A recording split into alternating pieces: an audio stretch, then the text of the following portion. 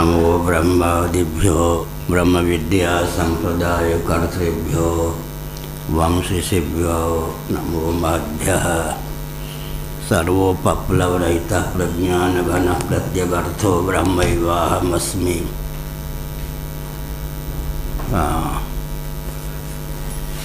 बहुत अच्छा। नामापिते च मधुरं मधुरं स्वरूपं कर्मापिते च मधुरं मधुरा स्मृतिश्च। बुद्धिं प्रबोधय प्रभो मधुबोधशक्तिं विद्यां प्रयच्छ परमां परिभावयामि। कोमलं कूजयन् वेणुं श्यामलोऽयं कुमारकः वेदवेद्यं परं ब्रह्म भासतां हृदये मम। कूजन्तं राम रामेति मधुरं मधुराक्षरम् आरुह्य कविता शाखां वन्दे वाल्मीकिकोकिलं। निगमकल्पतरोर्गलितं फलं शुकमुखादमृतद्रवसंयुतं पिबत भागवतं रसमालयं। मुहुर्हो रसिका भुवि भावुकाः क्षणादपि सुनीचेन तरोरपि सहिष्णुना अमानिना मानदेन कीर्तनीय सदा हरि। ये क्या निकला हुआ इनके? वो क्या काला सांप तो नहीं है? क्या है? इधर उधर से ऊपर का बांधना है। अच्छा, बांधना।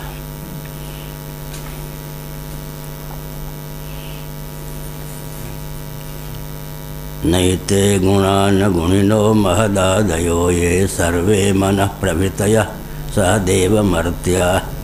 आद्यन्तवन्त उरुगाय वदन्ति हित्वामेवं विमृश्य सुधयो विरमन्ति शब्दात्। बहुत बढ़िया।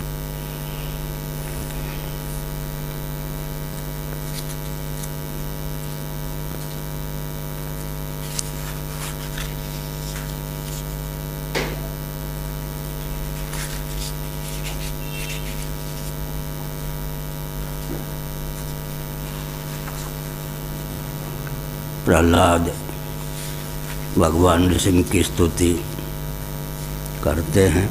घटना की दृष्टि से कर चुके, प्रसंग की दृष्टि से स्तुति कर रहे हैं।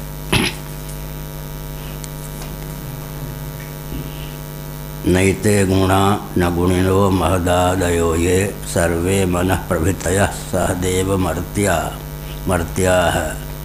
आद्यन्तवन्त उरगाय विदन्ति हित्वामेवं विमृश्य सुधयो विरमन्ति शब्दात्।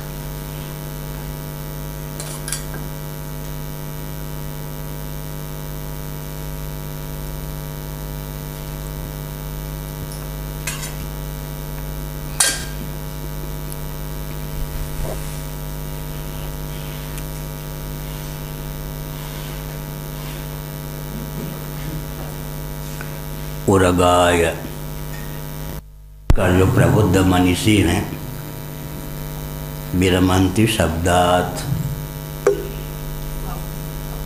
शब्द विन्यास से उपरामता को प्राप्त होते हैं। अविद्यावृत्ति से शब्दों की प्रवृत्ति जाति गुण क्रिया संबंध रूढ़ि को लेकर होती है। अविद्यावृत्ति माने साक्षात शब्दों की प्रवृत्ति की एक मर्यादा है। अविद्यावृत्ति से शब्दों की प्रवृत्ति जाति गुण क्रिया संबंध रूढ़ि को लेकर होती है। श्याम लाल की श्यामा गाय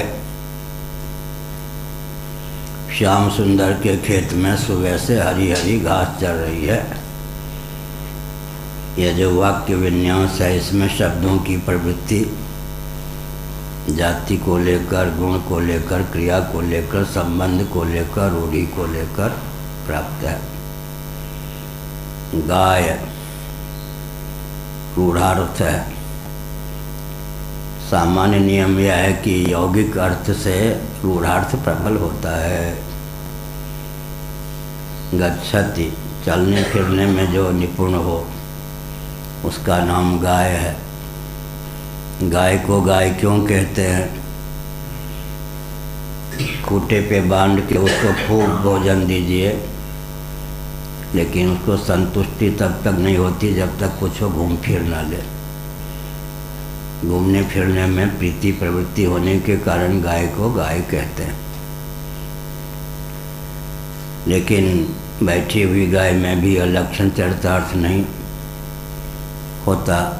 चलते हुए दौड़ते हुए मृग आदि में भी यह लक्षण चरितार्थ हो जाता है। इसलिए एक नियम है, यौगिक अर्थ की अपेक्षा रूढ़ार्थ प्रबल होता है।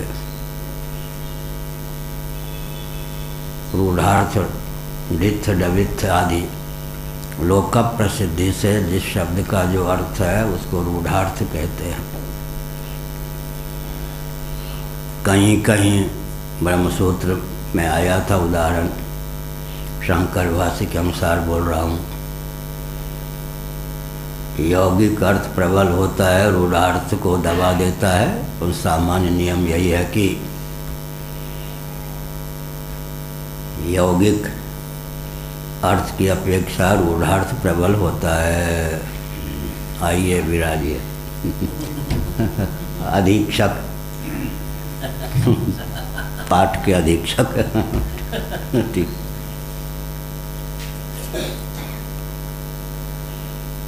तो जाति को लेकर, जाति माने जन्म, जन्म को लेकर, क्रिया को लेकर, गुण को लेकर, संबंध को लेकर और रूढ़ि को लेकर शब्दों की प्रवृत्ति होती है।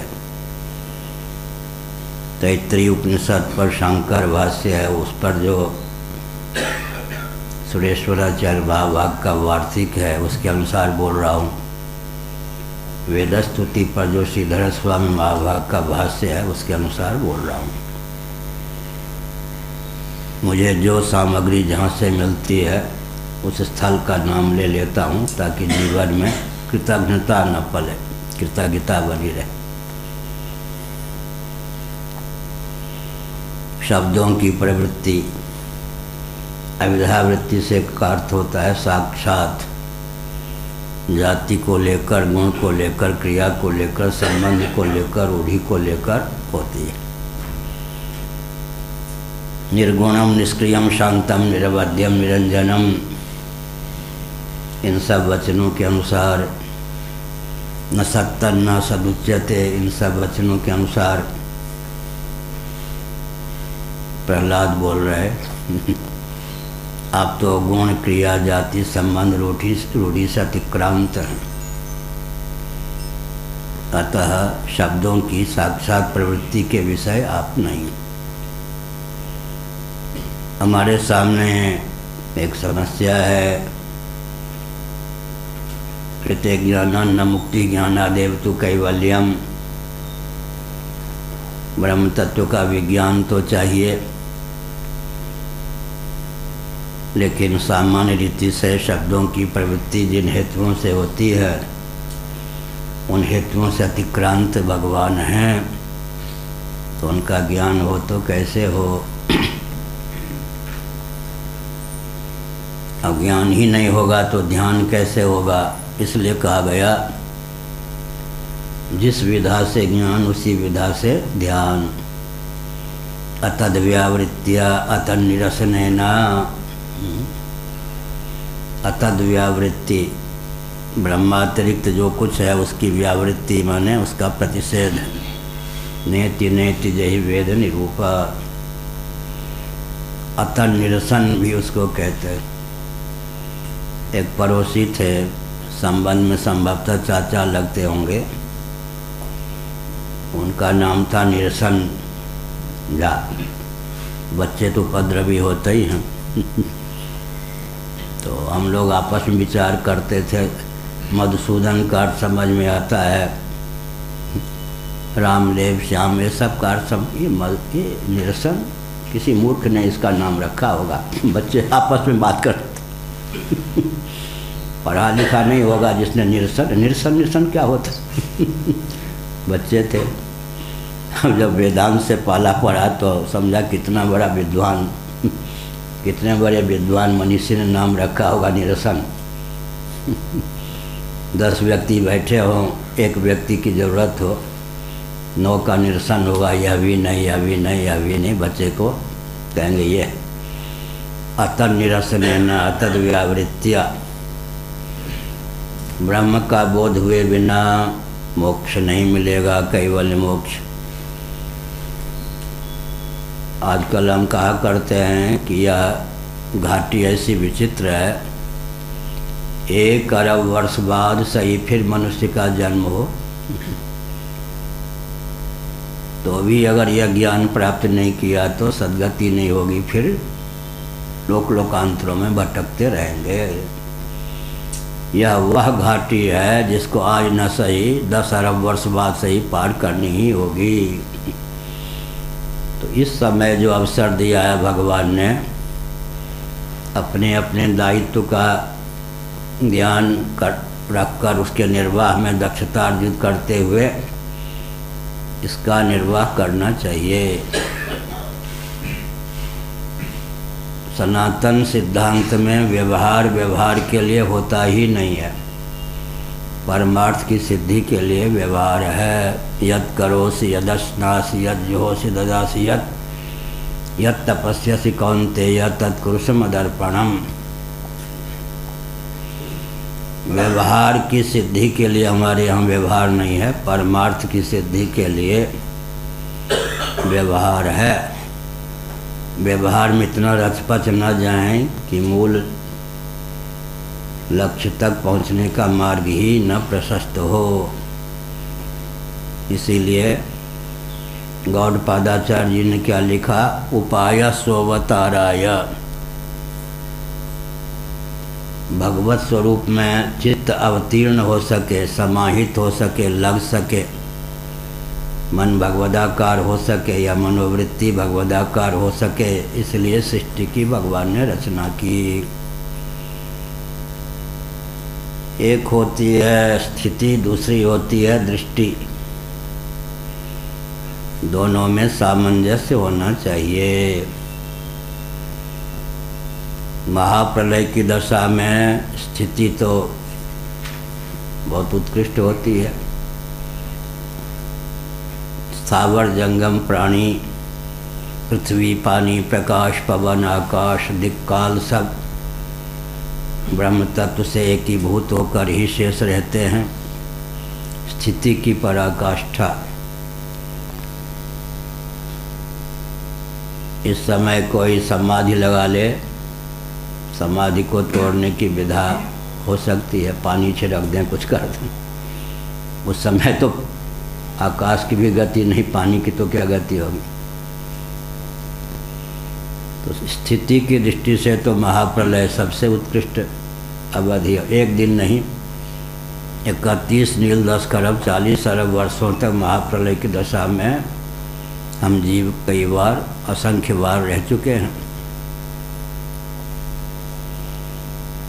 स्थिति तो इससे बढ़कर क्या होगी, लेकिन दृष्टि न होने के कारण पुनर्भव हो ही गया, पुनर्जन्म हो ही गया। देहेंद्रीय प्राणांतःकरण से युक्त जीवन प्राप्त हो ही गया।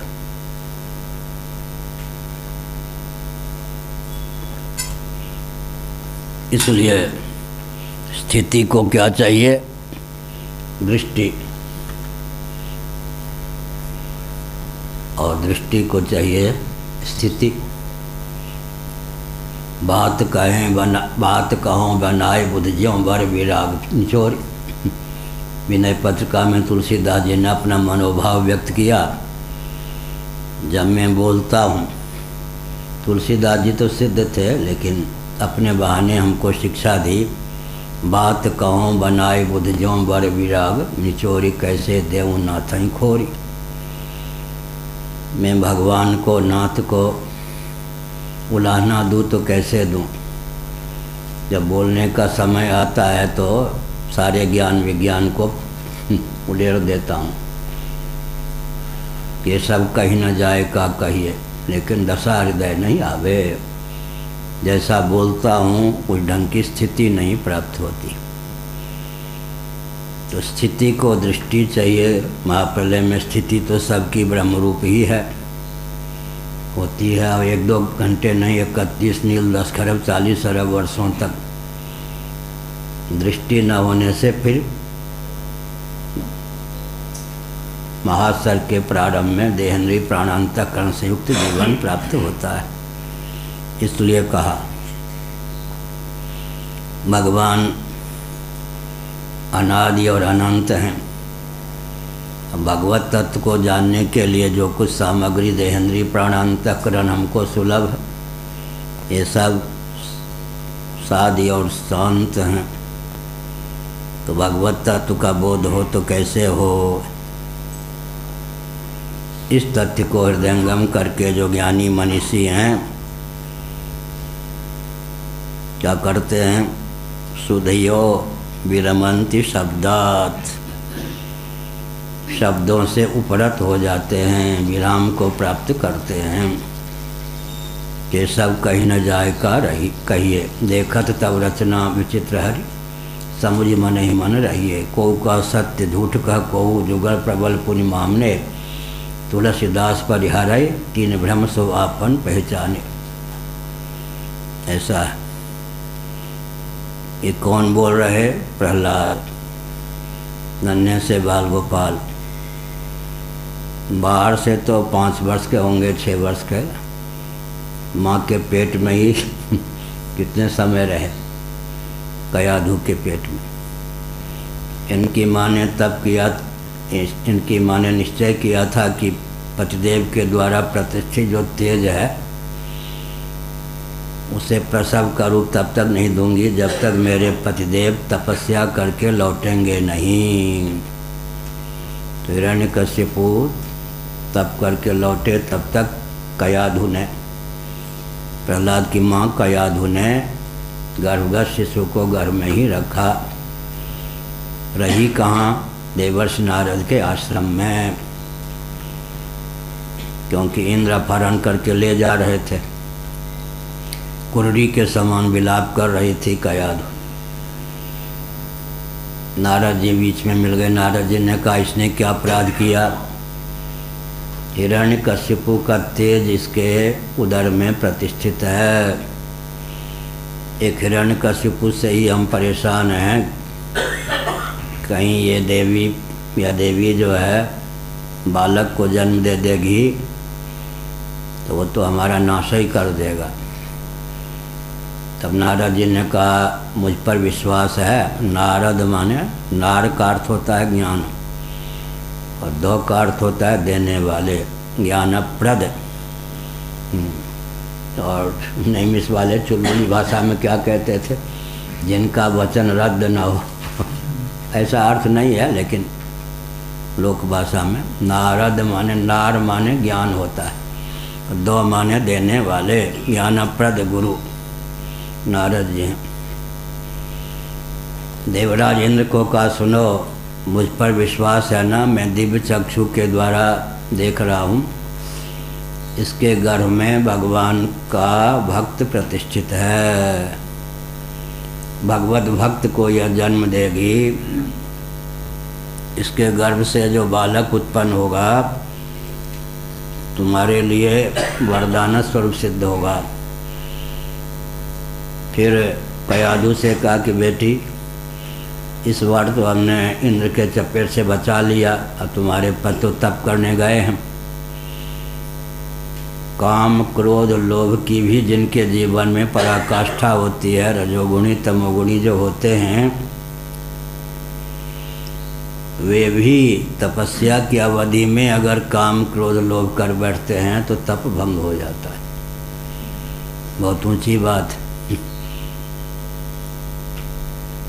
काम क्रोध लोभ पर विजय प्राप्त किए बिना तमोगुणी रजोगुणी व्यक्ति को भी सिद्धि प्राप्त नहीं होती। तपस्या की अवधि में काम क्रोध लोभ तीनों में किसी का उदय हो गया या मोह का ही उदय हो गया तो तप भंग हो जाता है। देवता लोग क्या करते हैं? माँ का रूप धारण करके बेटा तुम्हारे बिना पानी कौन देगा, माया फैला देते हैं। तो तप के लिए काम क्रोध लोभ मोह इनसे पारंगत होने की आवश्यकता है। तब तक देवर्षि नारद ने क्या किया, कयाधु को अपने आश्रम में रखा। गर्भगत शिशु को लक्ष्य बनाकर वे कथा वार्ता करते थे। कयाधु तो बोलती जाती थी लेकिन गर्भगत शिशु उसको समझता जाता था। गर्भगत शिशु को जो ज्ञान प्राप्त हुआ, उसी ज्ञान का प्रभाव यह है कि प्रहलाद ने इस प्रकार की स्तुति की। नैते गुणा न गुणिनो महदादयो ये सर्वे मनः प्रभृतयः सहदेव मर्त्या आद्यन्तवन्त उर्गाय विदन्ति हित्वा मेवं विमिश्य सुधयो विरमन्ति शब्दात् यतो वाचो निवर्तन्ते अप्राप्य मनसा सह। मन समेत जहाँ जाय न वाणी, तरक न सकैं सकल अनुमानी। महदादि गुणों के कार्य हैं। महत्तत्व समष्टि बुद्धि का नाम महत्तत्व है, समष्टि अहम का नाम अहम तत्व है। पृथ्वी जल तेज वायु आकाश अहम तत्व महत्तत्व अव्यक्त से अतिक्रांत भगवत तत्व है। पृथ्वी से ऊपर जल, जल से ऊपर अग्नि, अग्नि से ऊपर वायु, वायु से ऊपर आकाश। पृथ्वी में 5 गुण, जल में गंधातिरिक्त 4 गुण। संचार हो सकता है गंध का, स्वतः सिद्ध है, तो जल है निर्गंध ही होता है। अग्नि में गंध और रस का संचार हो सकता है, स्वतः अग्नि तत्व गंध और रस से रहित ही है। वायु में नीचे के गुण जो हैं गंध रस रूप का संचार हो सकता है, गंध का संचार तो होता ही है और रस का भी संचार होता है। वायु तत्व निरूप है तो 2 का संचार तो होता ही। नीचे के गुण का संचार हो सकता है। आकाश में गंध रस रूप स्पर्श चारों का संचार नहीं होता, अपेक्षाकृत निरवयव है। तो शब्दों की प्रवृत्ति से अतिक्रांत कौन है? ब्रह्म तत्व। विधि गर्भित निषेध मुख से नेति नेति आदि शब्दों की प्रवृत्ति हुई है। विधि गर्भित निषेध मुख से मैंने क्यों कहा? सत्यम ब्रह्म विधि परक वचन, ज्ञानम ब्रह्म विधि परक वचन, आनंदम ब्रह्म आनंदो ब्रह्म विधि परक वचन है। अनंतम ब्रह्म निषेध परक। कौन? अनंत शब्द निषेध परक। इसलिए हमने शब्द की रचना की भगवान भाष्यकार के वाक्यों के आधार पर विधि गर्भित निषेध मुख से। केवल निषेध मुख से अनंतादि शब्दों की प्रवृत्ति मानेंगे तो ये व्यावर्तक होकर सिद्ध रह जाएंगे, अर्थ के आधायक नहीं होंगे। इसलिए विधि मुख से जो सत्यम शिवम सुंदरम सत्यम ज्ञानम आनंदम आनंदः शब्दों की प्रवृत्ति होती है, इनके लिए हमने शब्द का प्रयोग किया है निषेध गर्भित विधिमुख से। और अनंतम नेति नेति आदि जो हैं इनके लिए हमने शब्द का प्रयोग किया है विधि गर्भित निषेध मुख से। और निषेध गर्भित विधिमुख से शब्दों की प्रवृत्ति होती है। 3 लोक से मथुरा न्यारी। इसलिए जो विद्वान होते हैं, बुद्धिमान होते हैं, मर्मज्ञ होते हैं, तत्वज्ञ मनीषी होते हैं, विरमन्ति शब्दात् शब्द विन्यास से उपराम हो जाते हैं। लेकिन रहा भी ना जाए, सहा भी ना जाए। सबसे निर्दिष्ट माने समीपता की पराकाष्ठा। सबसे निर्दिष्ट साधन हमारे पास शब्द ही है। गंध निर्दिष्ट, समीपता की पराकाष्ठा, निर्दिष्ट, नियरेस्ट, नियर। बरसाई जलद भूमि नियर आए। तुलसीदास जी अंग्रेजी जानते थे या नहीं? नहीं। बरसाई जलद भूमि नियर आए, नियर। बादल जो है पृथ्वी के नियर आकर के बरसते। बरसाई जलद भूमि नियर आए, नियर आकर। तुलसीदास जी अंग्रेजी का शब्द प्रयोग किया या नहीं? बरसाई जलद भूमि नियर आए। और हंसाने के लोग क्या कहते हैं? 4 जून, 4 जून गीता में 4 जून, जून कहाँ से? 4 जून। लेकिन बरसाई जलद भूमि नियर आए, निर्दिष्ट शब्द ही निर्दिष्ट साधन। शब्द के बिना भगवत तत्व को हम समझ नहीं सकते। तो श्रुतियों ने फिर क्या किया है? विधि गर्भित निषेध मुख से, निषेध गर्भित विधि मुख से प्रसंगानुसार भगवत तत्व का विवेचन किया है। धीरे धीरे बोल रहा हूँ क्योंकि ये सब विषय बहुत कठिन, फिर मेरे बस में भी नहीं होता। कभी बिल्कुल खूब तेज गति आ जाती, कभी धीरे धीरे, जो सरस्वती गति दे दें।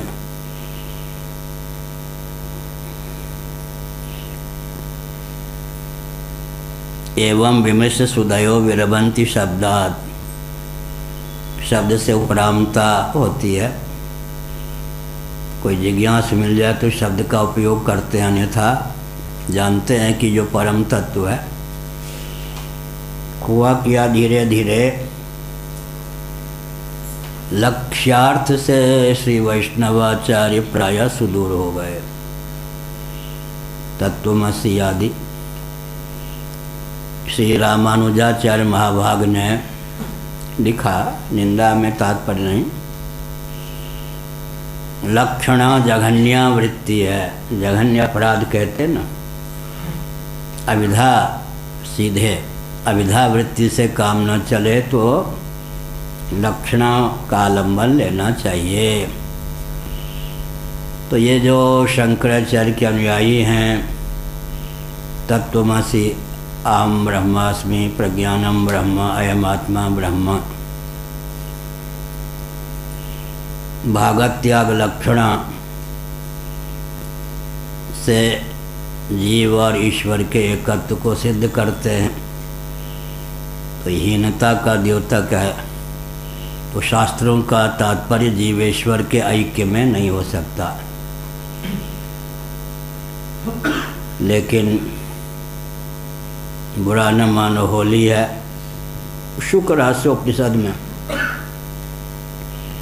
चारों महावाक्यों का अर्थ भागत त्याग लक्षणा के द्वारा ही किया गया है। तो इतने अंशों में शंकराचार्य जी ने जो सरणी अपनाई, उसका खंडन श्रुति का ही खंडन हो जाता है। मैंने नाम ले लिया, शुक्र रहस्योपनिषद में चारों महावाक्यों का अर्थ भागत त्याग लक्षणा से ही प्राप्त है। इसलिए भागत त्याग लक्षणा से जीव और ब्रह्म में, भागत त्याग लक्षणा का अर्थ क्या होता है? निरुपाधिक धरातल पर एकत्व, सोपाधिक धरातल पर भिन्न भेद होने पर भी निरुपाधिक धरातल पर मौलिक स्वरूप जो जीव और ईश्वर का है वो एक ही है। बल्कि जगत का भी मौलिक स्वरूप एक ही है। एक ही परमात्मा तत्व, भगवत तत्व, ब्रह्म तत्व शुद्ध सत्व गुण प्रधाना प्रकृति के द्वार से सर्वेश्वर ईश्वर के रूप में अभिव्यक्त होता है। मलिन सत्व गुण प्रधाना प्रकृति के योग से जीव के रूप में व्यक्त होता है। तमः प्रधाना प्रकृति के योग से जगत के रूप में व्यक्त होता है।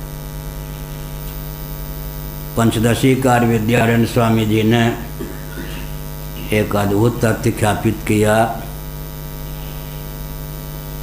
कोई भी शक्ति अपने आश्रय शक्तिमान को, शक्त को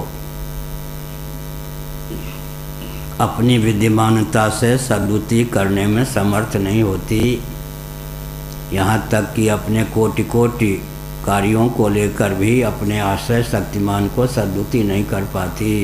क्या कहा? चुलबुल चुलबुल यहाँ कोई है ही नहीं, सब स्थिर हैं। कोई भी शक्ति अपने आश्रय शक्तिमान को अपनी विद्यमानता से सद्बुद्धि नहीं होने देती। द्वैत का आधान शक्ति नहीं करती। अपने कार्यों के द्वार से भी द्वैत का आधान शक्ति नहीं करती। इसलिए शक्ति और शक्ति के कार्यों को लेकर कोई भी तत्व सद्बुद्धि नहीं होता। आप तो बोलोगे नहीं, बैठ सुनते रहो।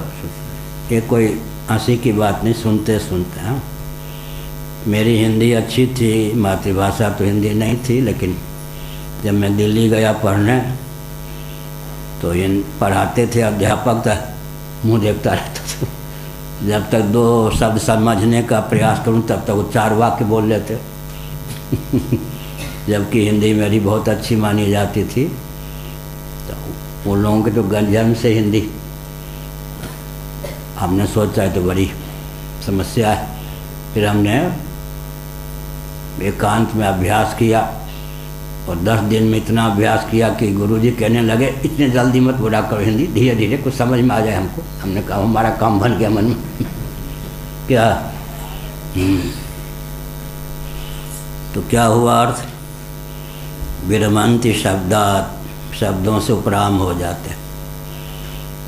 शब्द ही साधन है। कहीं विधि गर्भित निषेध मुख से, कौन से? सत्यम ज्ञानम आनंदम आनंद। कहीं निषेध गर्भित विधि मुख से ये सत्यम आदि, कहीं विधि गर्भित निषेध मुख से अनंतम आदि। विरमंति शब्दात, शब्द से उपराम हो जाते। तत्तेरहत्तम नमस्तुति कर्म पूजा कर्म स्मृतिश्चरणयो श्रवणम कथायाम संसेवया त्वयि विनेति सडंगया किम भक्तिम जन परमहंस गतौ लभेत। 50वां श्लोक। ये सब जो प्रसंग हैं दर्शन, विज्ञान, व्यवहार तीनों दृष्टियों से बहुत महत्वपूर्ण हैं। इनको आत्मसात करने पर ही सनातन धर्म, सनातन सिद्धांत, वेदादि शास्त्रों की रक्षा हो सकती है। नहीं तो नास्तिकता की पराकाष्ठा है। आजकल वही टिक सकता है, ज्ञान विज्ञान, और वही व्यक्ति भी टिक सकता है। युवक लोग इतने प्रबुद्ध हो गए हैं, इधर उधर की चर्चा करने वाले कथा के नाम पर कोई पसंद नहीं करते। क्या बहुत प्रबुद्ध हो गए। एक गीता सुब्रह्मण्य इसरो में विभागाध्यक्ष विदुषी वैज्ञानिक ने मुझसे कहा कि महाराज मैं इतनी बड़ी विदुषी मानी जाती हूँ, प्राइमरी कक्षा के बच्चों के बीच में जाके बहुत डरती हूँ। ऐसा वो प्रश्न कर देते हैं मेरा पढ़ा लिखा सब बेकार हो जाता, उत्तर नहीं दे पाते। आजकल जो है क्या टेलीविज़न भी क्या कहें, मोबाइल मार्का जो बच्चे हो गए हैं, वो इतनी जानकारी रखते हैं कि उनको संतुष्ट कर पाना बड़ा कठिन।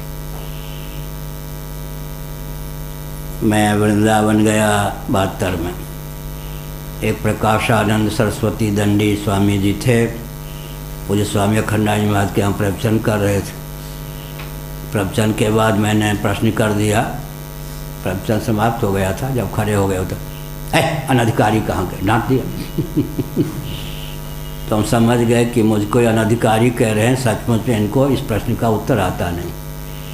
पहले तो कोई भी अनधिकारी कहीं के डांट देते, आजकल अगर किसी को अनधिकारी कहेंगे तो समझेगा कि सामने वाला अनधिकारी क्या स्वयं विद्वान नहीं है।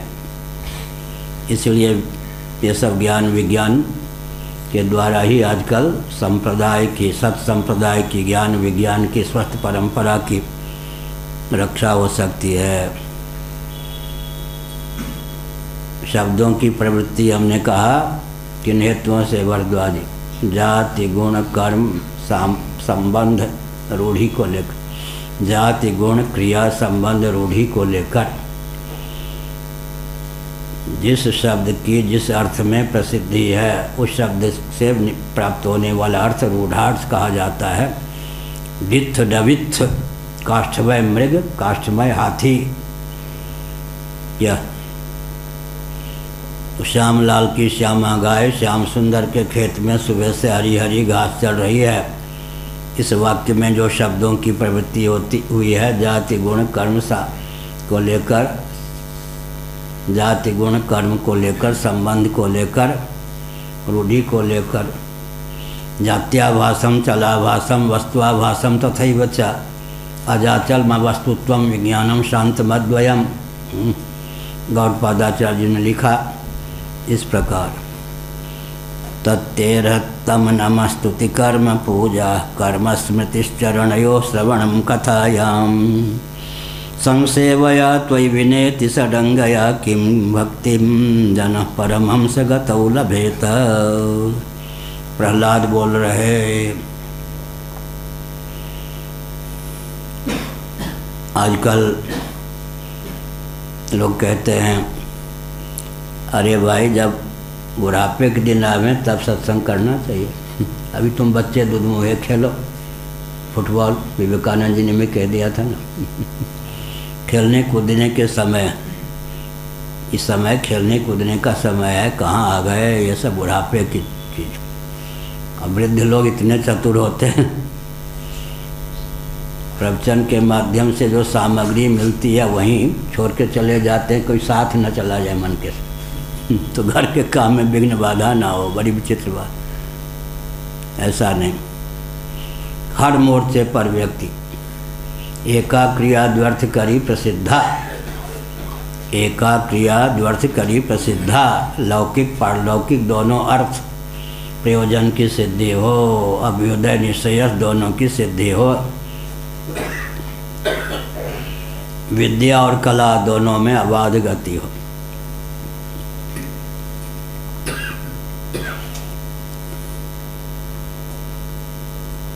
यह कहा अर्हतम, अर्हत्तम, तत्तेरहत्तम, पूजनीयों में सुपरलेटिव डिग्री सबसे ऊंचे आप हैं। अर्हत, अर्हत्तर, अर्हत्तम, अर्हत्तम, पूज्यों में सर्वोत्कृष्ट है प्रभो। किसने कहा? प्रहलाद जी ने नृसिंह भगवान को।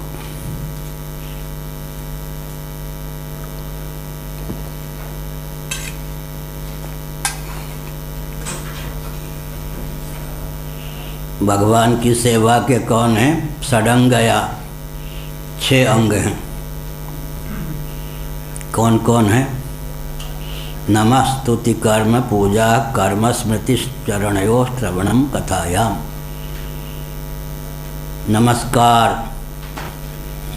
ये भी भगवान की पूजा का अंग है, बहुत बढ़िया। नमस्कार, उसके बाद स्तुति, उसके बाद क्या करें? समस्त कर्मों का भगवदर्थ अनुष्ठान समर्पण, फिर सेवा पूजा, फिर भगवान के चरण कमलों का चिंतन, लीला कथा का श्रवण। ये 6 अंग हैं भगवत प्राप्ति के लिए, भगवत तत्व की स्फूर्ति के लिए। नमस्कार 1, स्तुति 2, भगवदर्थ कर्मों का अनुष्ठान समर्पण 3, सेवा पूजा 4, भगवान के चरण कमलों का चिंतन 5, लीला कथा का श्रवण 6। षडंग, षडंग 6 अंग को अपनावेंगे तो भगवान की प्राप्ति अभिव्यक्ति का मार्ग प्रशस्त हुए बिना नहीं रहेगा। नमस्कार, फिर वाणी के द्वारा स्तुति, समस्त कर्मों का भगवदर्थ समर्पण, सेवा पूजा, भगवान के चरण कमलों का चिंतन और लीला कथा का श्रवण। प्रविष्टः कर्णरंधेना, निरावरण कर्णकोरों के द्वारा भगवान प्रविष्ट हो जाते हैं। जो भगवान हृदय में पहले से विराजमान है। ईश्वर सर्वभूतानां हृदय से जुन्तिष्ठति, अहमात्मा गुडाकेश सर्वभूताशय स्थितः। भगवान पहले से हैं। दो प्रकार की बात होती है। वन है, वन में क्या होता है, मान लो विशेषकर बांस का वन है। आंधी चलने पर एक बांस दूसरे से भिड़ जाते, रगड़ से जो आग उत्पन्न होती है, अभ्यंतर अग्नि की अभिव्यक्ति, उसका नाम क्या है, दावानल। अब एक अग्नि तो है, लेकिन बाहर से अग्नि का आधान कर दिया तो झटपट काम बन गया। घर्षण के द्वारा वो भी आग, चाहे तिल्ली के घिस के, आग की अभिव्यक्ति तो घर्षण के द्वारा ही होती है। लेकिन वन में अगर कोई व्यक्त अग्नि का आधान कर दे तो बाहर से आधान पर वो वन के वृक्ष आदि जलने लगते हैं। कभी कभी अंतर्निहित अग्नि का ही प्राकट्य हो जाता है। इसके शक्तिपात के दो भेद हैं। गुरु प्रदत्त शक्तिपात, एक होता है स्वतः अभिव्यक्त शक्तिपात। शक्तिपात पर भी हमारा कोई ग्रंथ है, कौन सा ग्रंथ है पता नहीं, 180 ग्रंथ कितने लिख चुके हैं। शक्तिपात नाम नहीं होगा पर विषय है उसमें। तो अच्छा, शक्तिपात की दो विधा है। अभ्यंतर शक्ति का साधन करते करते समुदाय शक्तिपात। दूसरा क्या है, बाहर से आधान। उदाहरण क्या है, कभी कभी अपने आप दावानल प्रकट हो जाए आपस में वृक्षों के घर्षण से। कभी कभी कोई बाहर से अग्नि का आधान कर दे, ऐसे ही। तो जो शक्तिपात के दो भेद हैं, अगर कोई सन्मार्ग पे चल रहा है तो कालक्रम से शक्तिपात होगा ही, अंतर्निहित शक्ति का व्यंजन होगा ही, अंतर्निहित शक्ति की अभिव्यक्ति होगी ही। नहीं तो गुरु लोग क्या करते हैं, बाहर से भी शक्तिपात करते हैं। अर्थात अनुभवी जो गुरु हैं उनके शब्द अनुभव से ओतप्रोत होते हैं, वो जा कर के अर्थ का आधान करते हैं। गुरु नानक के पास एक मैया गई, उसने अपने लाले बेटे की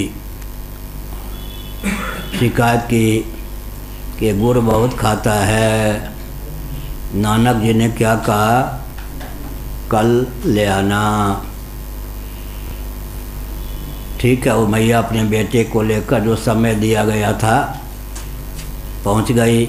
गुरु नानक ने क्या कहा, बेटा गुड़ कम खाया करो, गुड़ मत खाया करो, नहीं कहा कम खाया करो।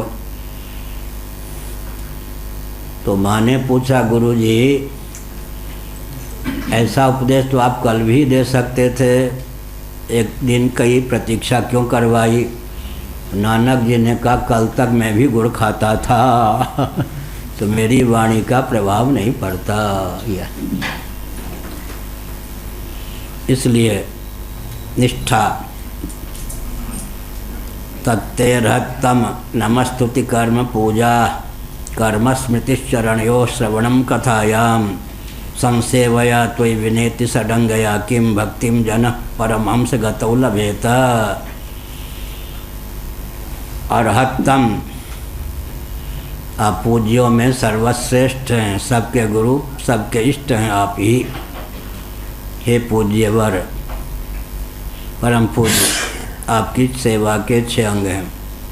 नमस्कार तो कर ही सकते हैं, इसमें क्या खर्च होता है। स्तुति तो कर ही सकते हैं,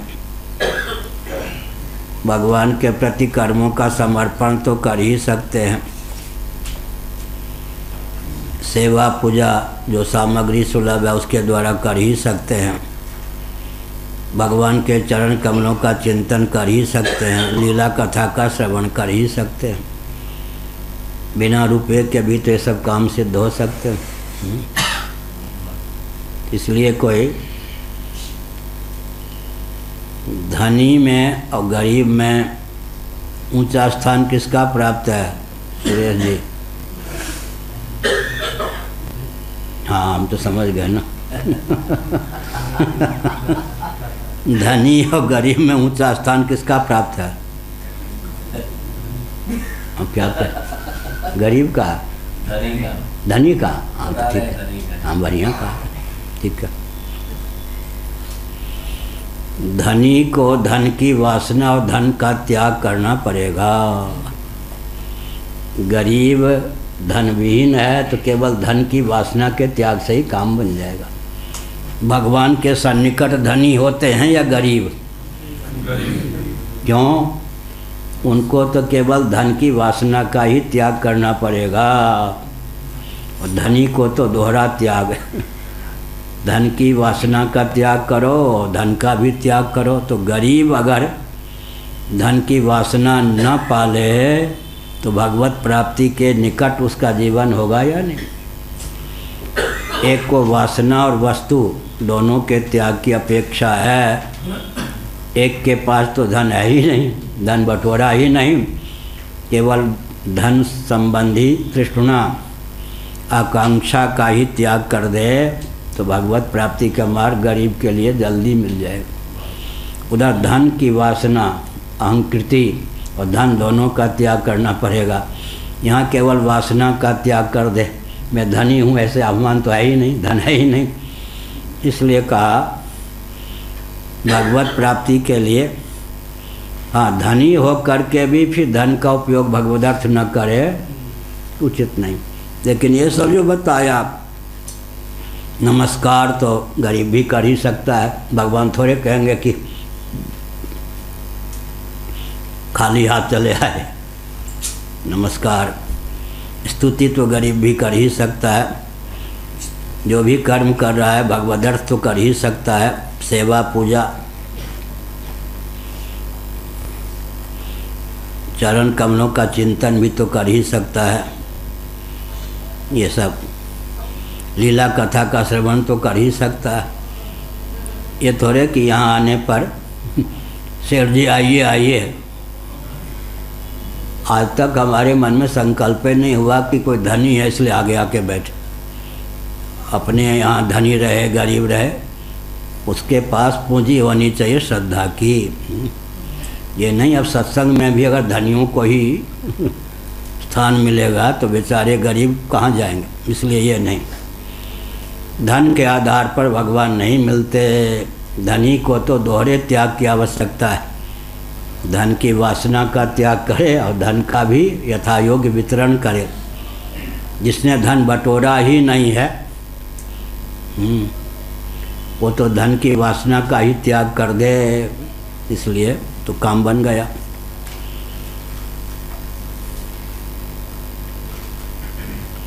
आप कौन हैं? अकिंचन भक्तों के सर्वस्व हैं। सबसे ऊंचा धन भगवान। वो जिनको प्राप्त हो गए भगवान, उनको क्या चाहिए? सबसे ऊंचा धन भगवान, लक्ष्मीपति नारायण। इसी भागवत में आया है, लक्ष्मी जी का वचन है, मेरे प्राणधन प्रियतम श्रीमन नारायण परात्पर पुरुषोत्तम को न चाहकर जो मुझे चाहते हैं स्वप्न में भी मैं सुलभ नहीं होती। अगर धन दे भी देती हूँ वो धन ही उनको रुला देता है। मैं तो उसी को सुलभ होती हूँ जो मेरे प्राण श्रीमन नारायण के सहित मुझे चाहते हैं। नारायण को ताक पे रखकर मुझे कोई चाहने वाला हो, मैं स्वप्न में भी उसे मिल नहीं सकती। लक्ष्मी जी का वचन है। नारद उवाच, नारद जी ने कहा, हमने चिंतन किया कल भी बताया था। नारद जी की विशेषता क्या? एक तो हमने नारद का अर्थ बताया। नार माने ज्ञान, ज्ञानप्रद का नाम होता है नारद, ज्ञान वितरण करने वाले। दूसरा क्या है? प्रहलाद के यहाँ भी पूजित होते हैं, हिरण्यकशिपु के यहाँ भी पूजित होते हैं, श्री कृष्ण के यहाँ भी पूजित होते हैं, कंस के यहाँ भी पूजित होते हैं। चापलूसी नहीं है, फिर भी सब जगह पूजा ले लेते नारद जी। विशेषता क्या है? जो सबको आत्मस्वरूप और आत्मीय समझता है उसका सम्मान सर्वत्र होता है। क्या किसी को ये ना कहें फूलमाला मेरे लिए रखना। जो सबको आत्मस्वरूप और आत्मीय समझता है, बिना प्रचार प्रसार के ही उसका सर्वत्र सम्मान होता है। दूसरी बात, स्वस्थ क्रांति का जो पक्षधर होता है, अराजक तत्व आतंकवादी व्यासपीठ शासन तंत्र का अधिपति न बन जाए, इसके पक्षधर नारद जी हैं। कभी भी दुष्टों के हाथ में व्यास गद्दी रहे और शासन तंत्र रहे, राजतंत्र रहे, राजपीठ रहे, वो नारद जी को पसंद है। स्वस्थ क्रांति के उद्भाषक होते हुए सबको आत्मीय आत्मस्वरूप समझने वाले नारद जी। नारद जी की जो विशेषता है जीवन में डालनी चाहिए। प्रहलाद जी की विशेषता, संबंध के साथ साथ सिद्धांत को भी रखिए। ऐसा ना हो कि संबंध के चपेट में सिद्धांत कुंठित हो जाए, पलायन हो जाए। लेकिन इसमें भंगेरी न बने, सिद्धांत को समझते नहीं और सिद्धांत के नाम पे घर में लड़ते रहते। एक व्यक्ति ने कहा, वो रामदत्त थे ना, स्वामी जी को मालूम होगा, रामदत्त वैद्य। उनके घर वालों ने कहा कि एक थे अमरनाथ मिश्र। उनके घर वालों ने कहा कि इनको बाबा बना दीजिए। तो हमने कहा तुम्हें कष्ट नहीं होगा? ना, बड़ा तंग करते, आज नमक नहीं खाऊंगा, कल वो नहीं खाऊंगा, परेशान करके घर को परेशान किए हुए। नियम तो अच्छा है, पर ऐसा बवंडर न फैलावें कि आपके नाम पर घर में सब इसलिए बवंडर न फैलावें।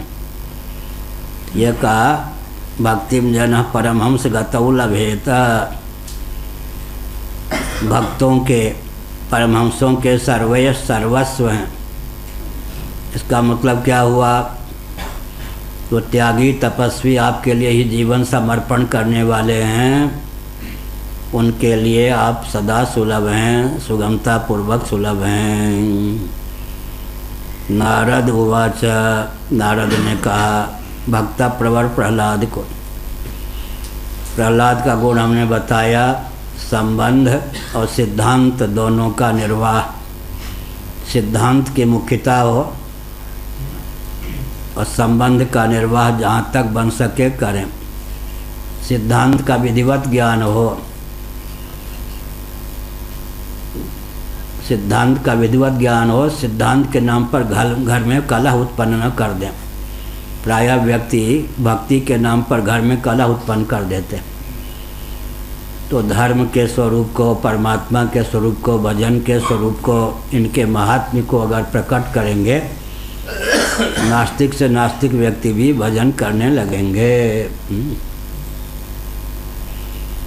एक व्यक्ति अपने घर में निमंत्रण ना हो कहीं, तो अपने घर में 25-30 मिनटों में भरपेट भोजन कर लेता है। एक बार का किया हुआ भोजन 5-6 घंटे तक प्रज्ञा शक्ति, प्राण शक्ति को उद्दीप्त रखता है या नहीं? भोजन घटिया है या भजन घटिया? भोजन की अपेक्षा भजन का बहुत ऊंचा स्थान है। भोजन तो करें, लेकिन भजन को सबसे ऊंचा स्थान दें। क्यों? महाभारत में लिखा है, एक व्यक्ति अन्न के बिना जितने दिनों तक जीवित रह सकता है, अन्न का कारण जो जल है, पानी है, उसके बिना उतने दिनों तक जीवित नहीं रह सकता। और एक व्यक्ति जल के बिना जितने दिनों तक जीवित रह सकता है, शरीर में रहने वाली ऊष्मा गर्मी के बिना उतने दिनों तक जीवित नहीं रह सकता। एक व्यक्ति के जीवन की कल्पना शरीर में रहने वाली ऊष्मा या गर्मी के बिना जितने क्षणों के लिए की जा सकती है, उतने क्षणों के लिए भी प्राण पवन के बिना जीवन की कल्पना नहीं की जा सकती। प्राण पवन को भी अवकाश देने वाला आकाश के बिना तो काम नहीं चलेगा। तो ये सब परार्थ हैं। जो भी जड़ वस्तु है, क्या दरी दरी के लिए नहीं है, पृथ्वी पृथ्वी के लिए नहीं, पानी पानी के लिए नहीं, प्रकाश प्रकाश के लिए नहीं, पवन पवन के लिए नहीं, आकाश आकाश के लिए नहीं, जगत जगत के लिए नहीं। जो भी जड़ वस्तुएं हैं परार्थ हैं, स्वप्रकाश चेतन का शेष हैं। तो भगवान शेषी हैं। तदर्थे खिल चेष्टितम, भगवत प्राप्ति के अनुकूल ही सारा जीवन होना चाहिए। तो परमहंस की गति को प्राप्त हो जाते हैं। बहुत अच्छा हुआ। भगवान को प्राप्त करने के लिए ही जीवन प्राप्त हुआ है। अब 1-2 मिनट में भगवान का भजन क्यों करना चाहिए। मृत्यु जड़ता दुख से अतिक्रांत जीवन की समुपलब्धि के लिए भजन करना चाहिए। कौन ऐसा जीव है जिसको मृत्यु का भय न प्राप्त हो, जड़ता मूर्खता अज्ञता ना समझी, अज्ञान के चपेट से जो मुक्त न होना चाहता हो, दैहिक दैविक भौतिक ताप से जो मुक्त न होना चाहता हो, जीव के आकर्षण का विषय अंशी सदृश जगदीश्वर ही हो सकते हैं। प्रत्येक अंश स्वभावतः अपने अंशी की ओर समाकृष्ट होता है। पृथ्वी के जितने कार्य हैं वृक्षादि, उनसे अगर कोई पत्ता पुष्प फूल च्युत हो जाए उद्गम स्थान से, तो पृथ्वी की ओर ही समाकृष्ट होता है, क्योंकि पार्थिव प्रपंच का उद्गम स्थान पृथ्वी है। उसमें क्या लिखा है मोबाइल में? अच्छा, ये जल की धारा स्वभाव से समुद्र की ओर बहती है। अग्नि की ज्वाला स्वभाव से अंशी नभोमंडल में विद्यमान आदित्य की ओर अग्रसर होती है। और व्यष्टि प्राण पवन समष्टि प्राण पवन से एकीभूत होने के लिए उद्यत रहता है। घटाकाश के आकर्षण का केंद्र महाकाश ही होता है। जब प्रत्येक अंश स्वभावतः अपने अंशी से एकीभूत होने के लिए उद्यत रहता है, तो विश्राम स्थानम एकम, जब तक अपनी अंशी को प्राप्त नहीं कर लेता तब तक किसी भी व्यक्ति को वस्तु को विश्राम मिल जाए संभव नहीं। इसलिए हमारी चाह का जो विषय है मृत्यु से पारंगत जीवन, असतोमा सद्गमय, जड़ता से पारंगत जीवन, तमसोमा ज्योतिर्गमय,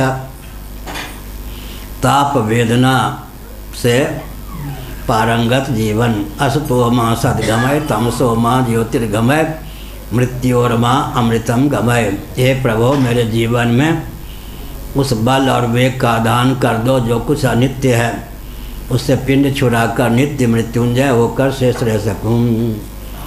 जो कुछ अचित है उससे पिंड छुड़ाकर चिन्मात्र होकर ज्ञान स्वरूप होकर शेष रह सकूँ। जो कुछ वेदना है, ताप है, दुख है, उससे पिंड छुड़ाकर आनंद स्वरूप होकर शेष रह सकूँ। अब 3-4 वाक्यों में सारांश बताओ आज के प्रवचन का। ये कनाडा, क्या नाम है? अर्णव। वाह, लिख रहे थे इसलिए सुना नहीं। लिख तो रहा था पर सुना नहीं। बहुत चतुर। हाँ, बता दो क्या लिख रहे थे। पूरा जो हमें अंतिम चरण ही सुना दो। ठीक है। भोजन करो परंतु भजन और भगवान को सबसे ज्यादा महत्व दो। क्या कह रहे? भोजन करो लेकिन भजन और भगवान को सबसे ज्यादा महत्व दो। वाह, बहुत अच्छा, ठीक है, आगे और सुना दो, और सुना दो। स्टार्टिंग से सुनाई। ब्रह्म के बिना मोक्ष नहीं मिलेगा। ज्ञान के बिना मोक्ष नहीं मिलेगा, ये भी ठीक लिखा। हाँ वाह। ब्रह्म के बिना लिखा है। हाँ, धर्म के बिना, ब्रह्म के बिना मोक्ष नहीं मिलेगा, ये भी ठीक है यार। हाँ, ब्रह्म के बिना मोक्ष नहीं मिलेगा, ये भी ठीक लिखा। वाह, आगे। महाप्रलय में स्थिति बहुत। हाँ, महाप्रलय में सबकी स्थिति तो होती है, भगवान से एक ही हुत होकर सब रहते हैं, और दृष्टि न होने के कारण फिर जन्म हो जाता है। क्या लिखा? स्थिति क्या लिखा? महाप्रलय में स्थिति को चाहिए दृष्टि और दृष्टि को चाहिए स्थिति। हाँ, दृष्टि को चाहिए स्थिति और स्थिति को चाहिए दृष्टि। वाह, बहुत ऊंचा है। नर का मतलब ज्ञान और अर्थ का मतलब देने वाले, तो नारद का मतलब अच्छा, ज्ञान देने हाँ, नारद का अर्थ नार माने ज्ञान, नारद माने ज्ञान देने वाले। कोई भी ऐसा नहीं लिखा जिसमें संशोधन की आवश्यकता हो, सब ठीक लिखा, बढ़िया। श्री राम जय राम जय जय राम, श्री राम जय राम जय जय राम, श्री राम जय राम जय जय राम, श्री राम जय राम जय जय राम। धर्म की अधर्म का प्राणियों में विश्व का गौ माता की गो हत्या भारत सर्वभूत हृदय धर्म सम्राट श्री स्वामी करपात्री जी महाराज की, श्री जगन्नाथ महाप्रभु की, श्री बलभद्र महाप्रभु की, भगवती सुभद्रा देवी की, हर हर। अब 7:30 से 8:30 तक क्या ब्रह्मसूत्र, भामती टीका, शंकर भाष्य भामती टीका सहित